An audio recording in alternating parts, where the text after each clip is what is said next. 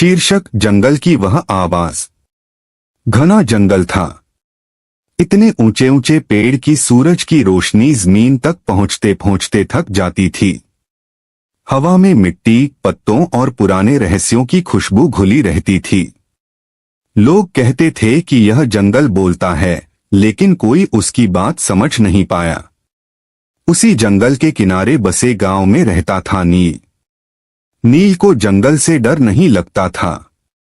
बचपन से ही वह वहां जाता, पेड़ों से बातें करता और पक्षियों की आवाजों को समझने की कोशिश करता।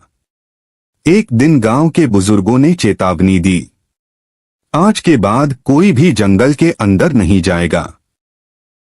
रात को वहां से अजीब आवाजें आती हैं। पर नील की जिज्ञासा डर से बड़ी थी। उसी रात जब चांद आधा ही निकला था, नील चुपके से जंगल की ओर चला गया।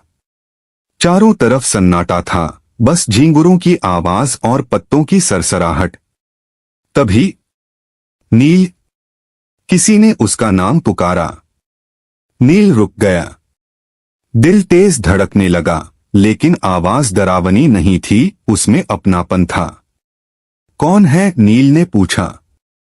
हवा तेज चली और सामने वाला पुराना बरगद हिलने लगा। उसकी जड़ों के बीच हल्की सी रोशनी चमकी। वहां एक आकृति उभरी, न कोई इंसान न जानवर। वह जंगल की आत्मा थी। तुम हमें सुन सकते हो, उस आवाज ने कहा। इसलिए हमने तुम्हें बुलाया। नील कांप रहा था, फिर भी बोला, आप कौन हैं? हम यह जंगल हैं, आवाज गूंजी। और हम बीमार हैं। नील ने चारों ओर देखा। सूखे पेड़, टूटे तने, कटे हुए जंगल के निशान।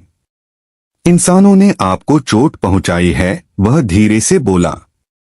हाँ, जंगल ने कहा।